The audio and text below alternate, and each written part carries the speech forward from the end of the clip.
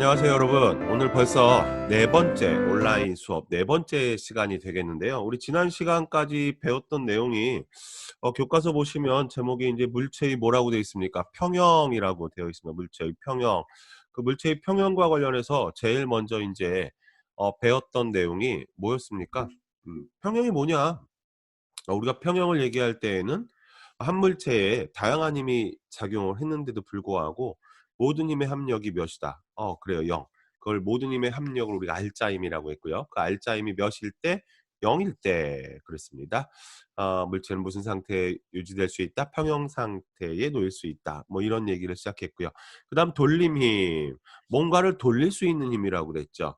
그 돌림힘은 우리가 돌림힘이 크면 크다라는 얘기는 그만큼 잘 물체를 돌릴 수 있다. 이렇게 우리가 이해할 수도 있었는데요. 우리 돌림힘을 토크라고 해서 토크라고 했고요. 토크 값을 계산할 때에는 어떤 짐을 기준으로 해서 그래요.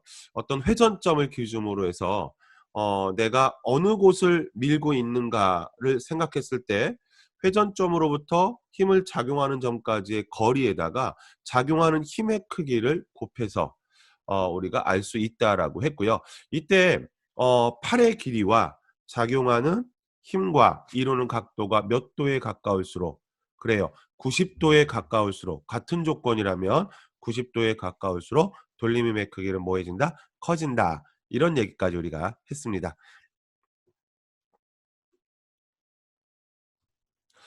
자, 오늘은 계속해서요. 우리 교재 몇 쪽입니까? 우리 그 선생님이 학생 학습 활동지로 올려준 학습 활동지 6쪽에 그 중간 정도 보면요. 뭐와 돌림힘이라고 되어 있습니까? 축박귀와 돌림힘 이렇게 되어 있는데 교재 한번 보면서 확인해 보도록 하겠습니다. 자, 축박귀와 돌림힘 이렇게 되어 있는 걸 볼 수가 있고요. 오늘은 이제 이 축박귀와 돌림힘에 대한 얘기를 할 텐데 먼저 아래쪽 내용부터 하나씩 좀 확인해 보도록 하겠습니다. 자, 아래쪽 내용 보시면 자, 축박귀와 관련된 정의가 좀 먼저 나와 있습니다. 같은 회전축의 지름이 큰 바퀴와 지름이 작은 바퀴가 어떻게 되어 있대요? 붙어 있대요. 여기 보시면 지름이 큰 바퀴하고 지름이 작은 바퀴가 이렇게 회전축을 공유하면서 붙어 있죠. 이렇게 해서 돌아가는 이와 같은 도구를 사람들은 뭐라고 하냐면 그렇죠. 축바퀴 이렇게 불러주고 있습니다.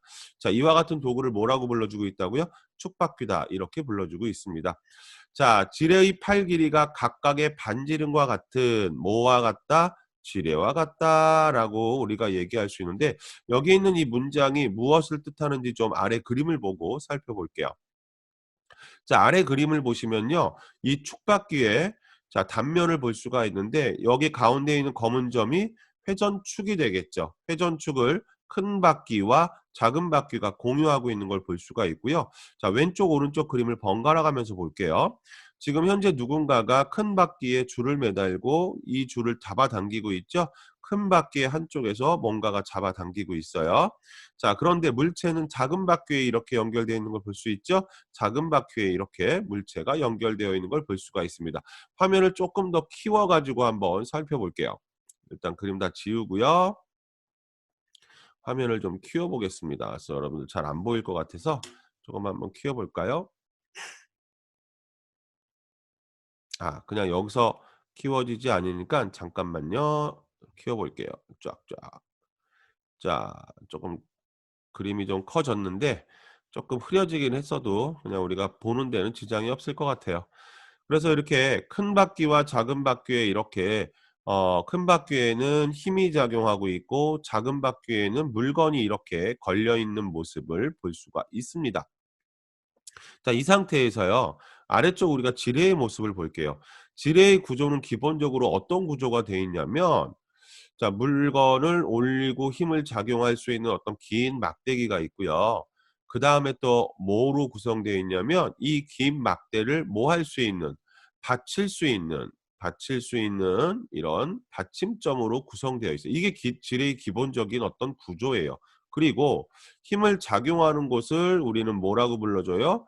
작용점이라고 불러줬고요. 이 힘이 미치는 잘못 얘기했죠. 힘을 작용하는 곳이 작용점이 아니라 힘을 작용하는 곳은 그렇죠? 여러분들 알고 있지만 힘점입니다. 힘점이라고 우리가 얘기할 수가 있고요. 그다음에 이 힘이 작용하는 곳을 우리는 무슨 점이다? 작용점이다. 이렇게 얘기해 주고 있습니다. 그리고 이 지뢰가 어떤 물건을 이렇게 올려놨을 때 이 지뢰가 이렇게 지면과 나란한 수평이 되기 위해서는요. 힘점에 힘이 작용해야 되는데 얼마나 작용해야 되느냐라고 물어본다면 힘이 작용한다는 얘기는 회전축으로부터 얘가 시계 반대 방향으로 돌려고 하고 있는 거죠. 그런데 오른쪽을 보면 물체의 무게가 있기 때문에 얘는 그렇죠. 시계 방향으로 돌려고 하는 거죠. 그러면 이 돌림힘과 이 돌림힘이 같았을 때 이 지뢰는 수평을 이루게 된다. 그래서 지뢰가 수평을 이루기 위한 조건은 힘을 작용했을 때의 돌림힘과 물체가 올라갔을 때의 돌림힘이 같으면 되는 거예요. 그래서 지난 시간에 어떻게 계산했죠? 작용하는 힘의 크기에다가 회전축으로부터 힘점까지의 거리를 a라고 했을 때 a는 물체의 무게를 w, 중력이죠. 중력 때문에 내려가려는 힘 w 곱하기 회전축으로부터 물체까지의 거리를 b라고 했을 때 이 관계가 유지되면 이 지뢰는 수평을 유지한다. 수평을 유지한다는 얘기는 지뢰를 물건을 뭐 할 수 있다. 들어 올릴 수 있다. 우리가 이렇게 이해할 수 있겠죠. 그런데 여기에 있는 축바퀴의 그림을 자세히 살펴봤더니 자, 회전축을 공유하기 때문에 큰 바퀴가 돌아갈 때 작은 바퀴도 당연히 돌아가는 거예요. 큰 바퀴가 어떻게 시계 반대 방향으로 이렇게 돌아가면 작은 바퀴도 같이 물려 있기 때문에 시계 반대 방향으로 이렇게 같이 돌아간다는 얘기예요. 그런데 작은 바퀴에는 뭐가 연결되어 있어요? 물건이 연결되어 있어요. 그렇죠? 물건이 이렇게 연결되어 있어요. 이렇게 연결되어 있는 물건은 지구의 중력 때문에 아래로 자꾸 떨어지려고 하지만 이 힘에 의해서 작은 바퀴가 회전하게 되면 얘가 위로 올라가려고 하게 되겠죠. 그러면 이 회전력과 이 회전력이 같으면 얘는 수평을 유지할 수 있다라고 우리가 얘기할 수 있겠죠. 즉 다시 말해서 축바퀴의 구조 자체가 지뢰의 구조와 동일하다는 얘기예요. 즉 다시 말해서 회전축의 중심으로부터 큰 바퀴에 힘을 작용하는 힘점까지의 거리를 a, 회전축의 중심으로부터 작은 바퀴의 물체가 뭐 매달려 있는 곳까지의 거리를 b라고 했을 때 지뢰의 원리랑 똑같다는 얘기죠. 힘 곱하기 그렇죠. 거리 a는 물체의 무게 곱하기 거리 b와 같을 때 얘는 수평을 유지한다. 수평을 유지한다는 얘기는 들어올릴 수 있다는 얘기죠. 즉 다시 말해서 선생님이 얘기하고 싶은 건 축바퀴는 누구의 원리와 동일하다? 지뢰의 원리와 동일하다라는 얘기예요. 자, 그러면 여기 있는 거 좀 지워보고요. 자, 지우고 다시 조금 그림이 너무 크니까 다시 좀 원래대로 사이즈를 좀 맞출게요. 맞추고 다시 한번 보겠습니다. 여기 보시면 뭐라고 그랬죠? 선생님이 좀 전에? 그렇죠. 지뢰의 팔 길이가 색깔을 좀 바꿔볼까요? 지뢰의 팔 길이가 각각의 반지름과 같은 뭐와 같다? 지뢰와 같다. 누가? 축바퀴가. 이렇게 여러분들이 이해를 해 주시면 되겠습니다. 자, 그리고 오른쪽에 있는 이와 같은 수식은 어때요? 지뢰의 원리와 똑같은 거예요. 지뢰의 원리. 지뢰의 원리. 좀 전에 여기를 A라고 하고 여기를 B라고 한다면 F 곱하기 A는 B 곱하기 W와 같다. 즉 다시 말해서 내가 작용하는 힘은 이만큼만 있으면 여기 매달려 있는 이 물체를 뭐 할 수 있다? 들어 올릴 수 있다라는 얘기예요. 그런데 A가 B보다 크죠. A가 B보다 크니까 만약에 물체의 무게가 100N이라고 하고 A가 2m, B가 1m라고 한다면 그대로 한번 계산식에 넣어 볼게요. 2분의 1 곱하기 100이니까 결국 내가 작용하는 힘은 몇 뉴턴만 있으면 50뉴턴만 있으면 100뉴턴짜리를 들어 올릴 수 있다는 얘기예요. 그래서 사람은 도구를 이용해서 일을 해요. 왜? 힘을 덜 들이고 일을 할 수 있으니까. 그렇게 여러분들이 이해하면 되겠죠. 아래쪽 문장 볼게요. 큰 바퀴의 돌림힘과 작은 바퀴의 돌림힘의 크기가 같고 돌림힘의 크기가 같고 자 방향이 어때요? 반대이죠. 큰 바퀴와 작은 바퀴의 돌림힘의 크기는 같고 방향은 반대이다 라고 되어 있고요. 자 이게 무슨 얘기예요? 돌림힘이 같아야 되잖아요. 얘는 오른쪽으로 돌아가려고 하고 얘는 이렇게 즉 얘는 시계 방향 얘는 반시계 방향. 그런데 이 돌림힘의 크기가 같다는 얘기는 움직이지 않는다는 얘기니까 않는다는 얘기는 들어 올릴 수 있다는 얘기예요. 두 번째, 반지름 B인 바퀴에 무게가 W인 물체를 매달고 물체가 W인 물체를 매달고 반지름 A인 바퀴에 F의 힘을 작용할 때 지뢰의 원리에 의해서 이와 같은 식이 우리가 만들어지고요. 이와 같은 식이 만들어진다는 얘기는 지뢰가 수평을 유지한다는 얘기예요. 정지해 있거나 수평을 유지한다는 얘기는 합력이 몇이야? 0이기 때문에 운동 상태가 변하지 않는 거예요. 운동 상태가 변하지 않는다는 얘기는 가만히 정지해 있거나 또는 방향과 속력이 변하지 않는 등속 운동한다는 얘기예요. 즉 다시 말해서 이 관계가 유지된다면 가만히 들어 올려진 상태를 유지할 수 있거나 계속해서 들어 올릴 수 있다는 얘기예요. 자, 그리고 반지름의 차이에 의하여 물체의 무게보다 작은 힘으로 이 얘기예요. 이 반지름의 차이에 의해서 내가 100N짜리 물체를 50N으로 들어 올릴 수 있다는 얘기예요. 만약에 A 값이 몇 미터라면 4m, 5m라고 한번 가정할까요? 5m라면 5m로 바꿔볼까요? 그럼 몇 뉴턴의 힘만으로 20N의 힘만으로 몇 뉴턴짜리 100N짜리를 끌어올릴 수 있다는 얘기죠. 이게 이제 도구의 힘입니다. 어떤 도구요? 축바퀴요. 자, 이게 어떤 도구라고 했어요? 축바퀴라고 그랬어요. 그럼 우리 인터넷으로 축바퀴가 어디에 뭐 어떻게 인터넷에서는 어떻게 그려지는지 한번 볼까요? 축바퀴가 어떻게 그려지는지 한번 보도록 하겠습니다. 인터넷 화면을 좀 봐야 되는데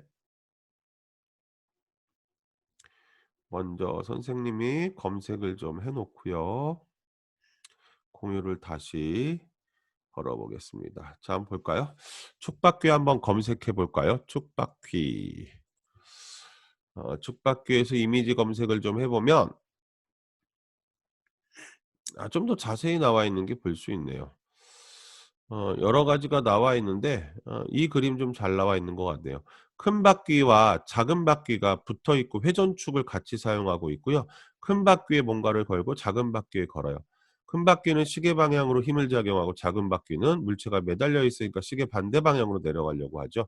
그런데 각각의 돌림힘의 크기가 같은 경우 들어 올릴 수 있다. 이렇게 얘기할 수 있고요. 이 축바퀴는 뭐랑 유사하다? 지뢰의 원리와 유사하게 작용된다. 이렇게 얘기할 수가 있겠습니다. 자, 그럼 계속해서 우리 교재 아래쪽 내용 다시 확인해 보도록 하겠습니다. 아래를 좀 보도록 할게요. 인제 축바퀴의 이용이라고 되어 있는데 먼저 그 자동차 운전대가 먼저 나오네요. 자동차 운전대가 먼저 나오는데 그 무거운 차일수록 지름이 큰 운전대를 이용하여 작은 힘으로 바퀴를 움직인다라고 되어 있어요. 무거운 차일수록 지름이 큰 운전대를 이용한다. 한번 인터넷 검색 한번 좀 해 볼까요? 이게 무슨 얘기인지.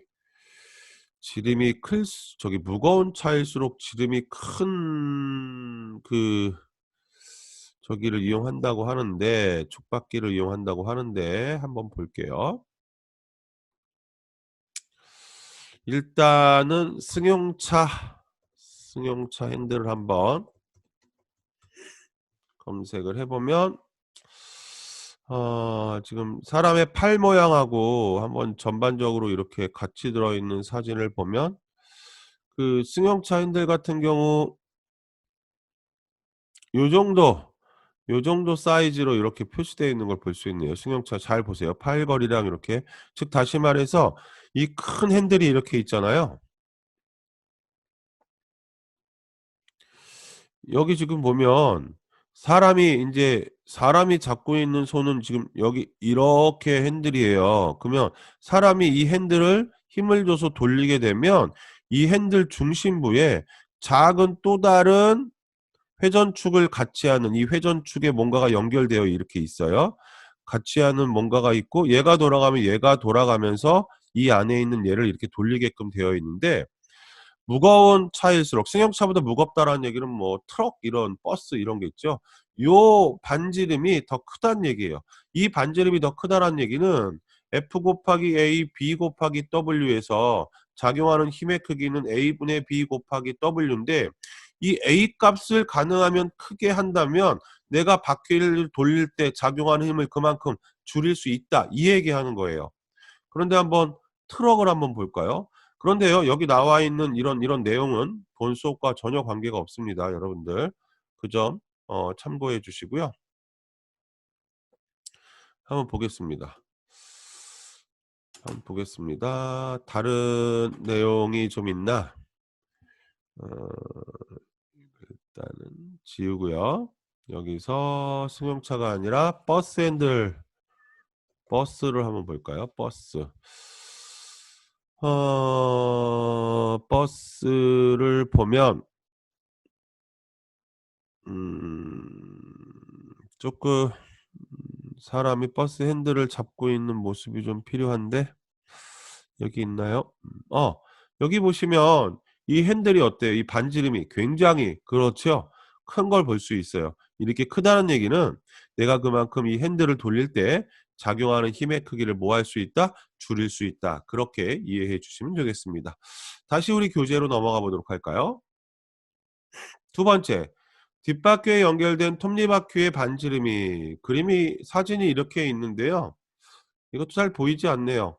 반지름이 모할수록 작은 힘으로 이 페달을 굴릴 수 있다. 이게 무슨 얘기인지 한번 좀 좋은 사진 갖고 한번 볼까요? 다시 한번 자전거라. 그렇죠? 한번 볼까요? 자전거. 기아. 기어. 자전거. 기어라고 쳐야 되나요? 기어? 볼까요? 이미지. 자, 여기 한번 볼게요. 이거 보면 확실하겠네요. 음, 이거 보고 한번 얘기를 좀 해볼게요.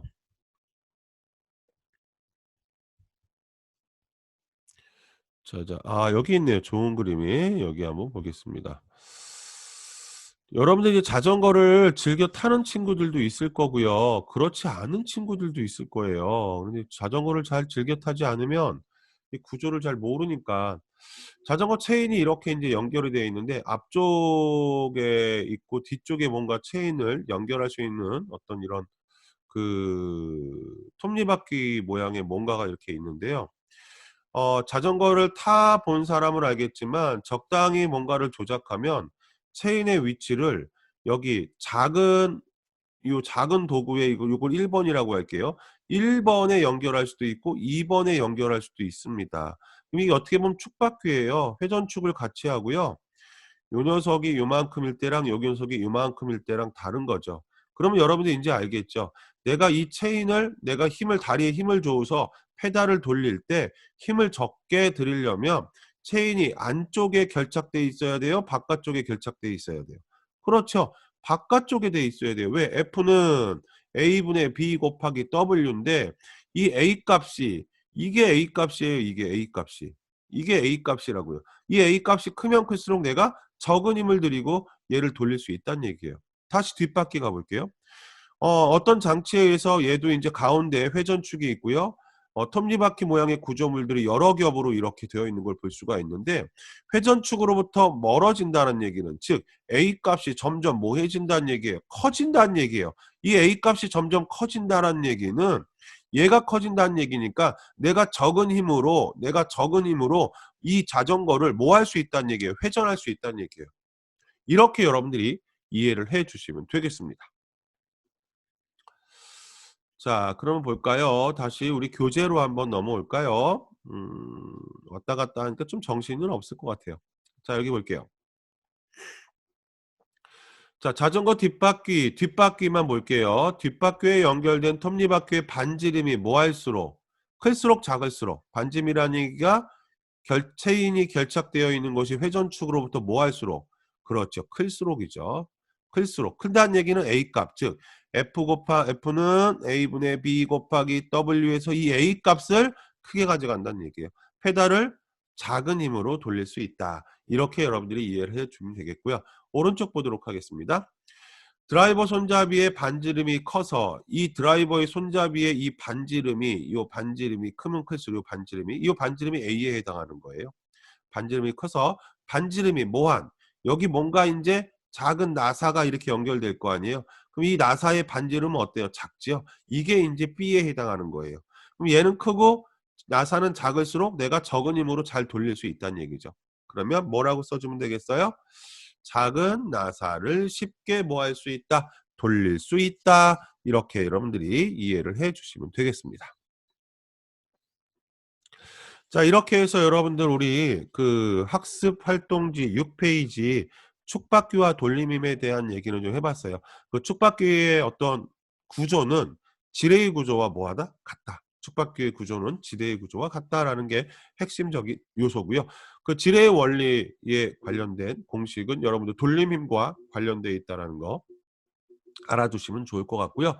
이 돌림힘을 확장해서 이제 우리가 촉박기를 이해할 수 있겠고요. 그리고 이와 같은 촉박기가 자전거 아니면 이제 나사를 돌려서 결착시키는 도구인 그 드라이버 그리고 또 뭐 있었죠? 그 자동차 핸들 그리고 또 뭐가 있을까요? 우리 주변에 촉박기가 이용하는 게 그래요. 그 수도꼭지. 수도꼭지도 촉박기예요. 만약에 수도꼭지에 수도꼭지를 돌리는 손잡이가 없다고 한번 생각해 보세요. 아, 난감해요. 못 돌려요. 우리 힘으로. 그런데 우리가 작은 힘으로 돌릴 수 있는 이유가 바로 그것이 되겠죠. 이렇게 여러분들이 좀 정리를 해 두시고요. 7페이지로 넘어가 보도록 하겠습니다. 자, 여러분들 7페이지 넘어가면은 평형 상태에 대한 얘기가 나와 있는 걸 볼 수가 있습니다. 이 평형 상태 한번 보도록 하겠습니다.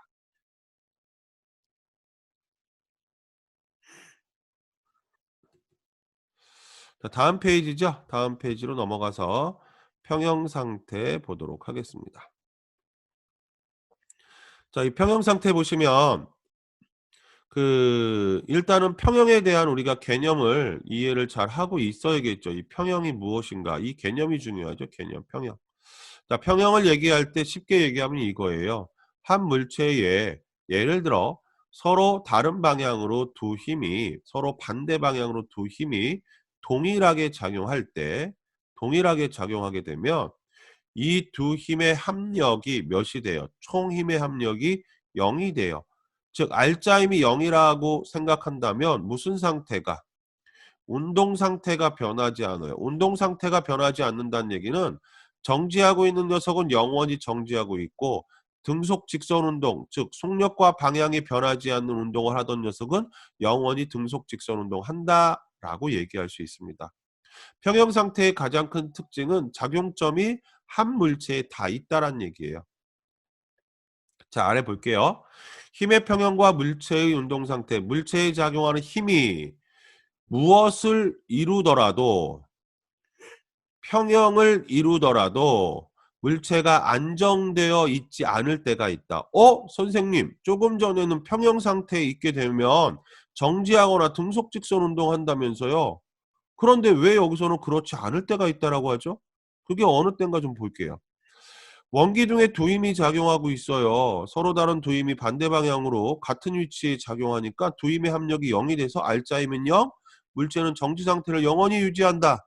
자, 원뿔에 세 힘이 작용하고 있는데 이 세 힘을 다 합쳤더니 이 두 힘을 평행사면형을 그려서 뭐 합력을 그려봤더니 이것이 다 합력이 0이 돼서 이 경우에도 물체가 정지 상태가 되는데 문제는 세 번째와 같은 경우에요. 세 번째와 같은 경우를 보면 자, 작용점이 한 물체에 있는 것까지는 맞아요. 그런데 작용점의 위치가 다르다 보니까 어떤 일이 발생하냐면 여기가 회전 중심이라고 한다면 어때요? 얘가 시계 반대 방향으로 돌아가려는 그렇죠. 돌림힘이 작용하고 얘도 시계 반대 방향으로 돌아가려는 돌림힘이 작용하는데 중요한 건 합력은 0이 맞아요. 힘의 합은 0이 맞아요. 그런데 돌림힘의 합이 0이 아니에요.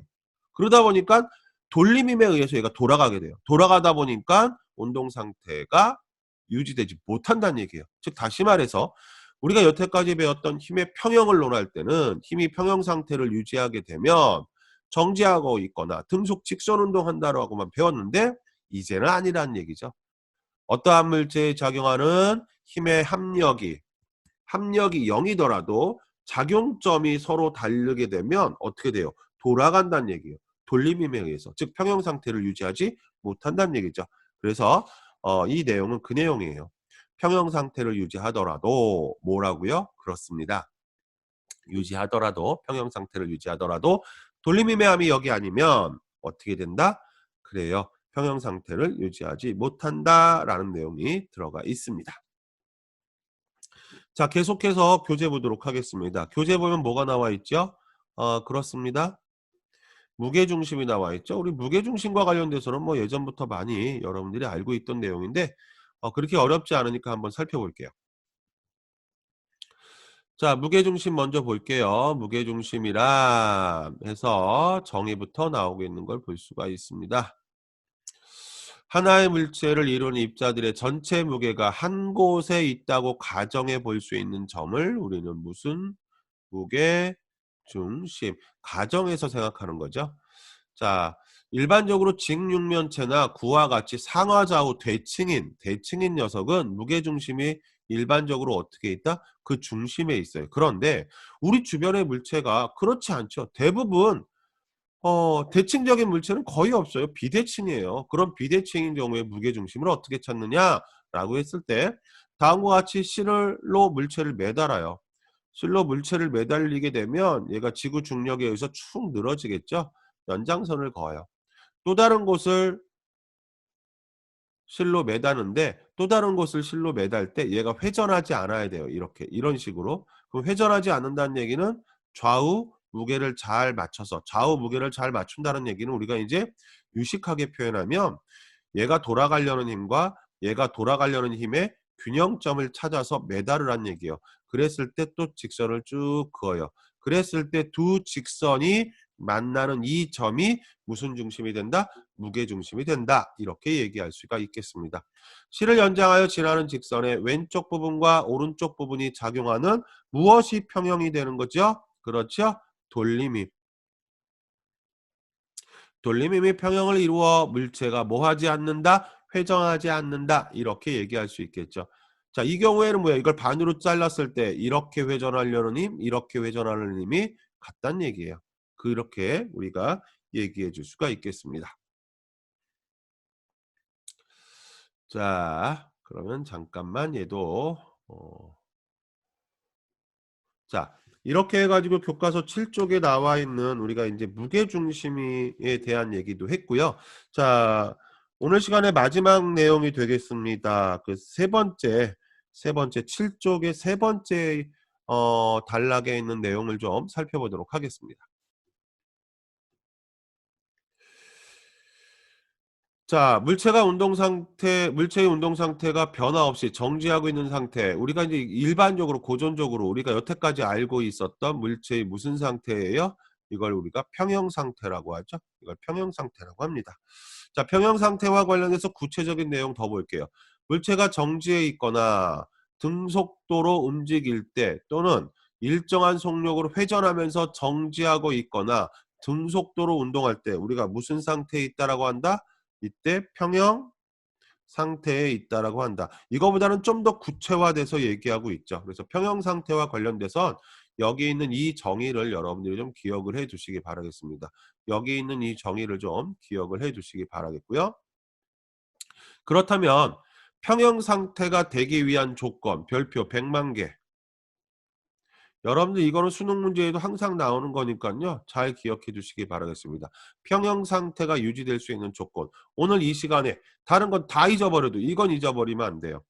몇 가지 조건이 있냐면 두 가지 조건이 있습니다. 첫 번째 조건은 어떤 조건을 만족시켜야 되냐면 모든 힘의 합이 0이 돼야 돼요. 힘의 평형이 이루어져야 돼요. 두 번째 조건은 돌림힘의 평형이 이루어져야 돼요. 돌림힘의 평형. 즉, 좀 전에도 얘기했죠. 한 물체에 서로 다른 두 힘이 이렇게 작용할 땐 얘는 평형이기 때문에 움직이지 않지만 만약에 한 물체에 두 힘이 이렇게 작용점을 달리할 때는 힘의 합은 같지만 돌림힘의 합이 같지 않기 때문에 얘는 운동 상태가 변한다라고 했어요. 그렇기 때문에 운동 상태가 변하지 않는 평형 조건이 정확히 이루어지기 위해서는 힘의 총합도 0이 되어야 되지만 돌림힘의 총합도 몇이 돼야 된다? 0이 돼야 된다는 얘기예요. 그래서 한 물체에 작용하는 모든 힘의 합이 0이고 한 물체에 작용하는 모든 돌림힘의 합이 0일 때 비로소 물체는 평형 상태를 뭐 할 수 있다? 유지할 수 있다. 이렇게 얘기할 수 있겠죠.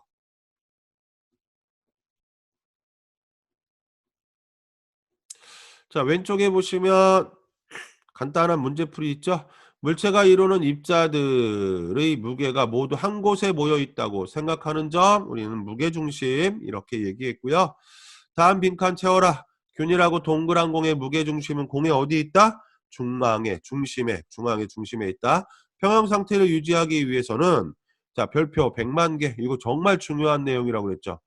자, 이 내용이 오늘 내용의 가장 핵심입니다. 물체가 평형 상태를 유지하기 위한 몇 가지 조건, 두 가지 조건, 모든 힘의 합이 0이 돼야 되고 모든 돌림 힘의 합이 무엇이 돼야 된다? 0이 돼야 된다. 자, 그다음 무게중심의 위치가 낮을수록 물체가 뭐하다. 우리가 일반적으로 쓰는 말이죠. 무게중심이 낮을수록 안정되다.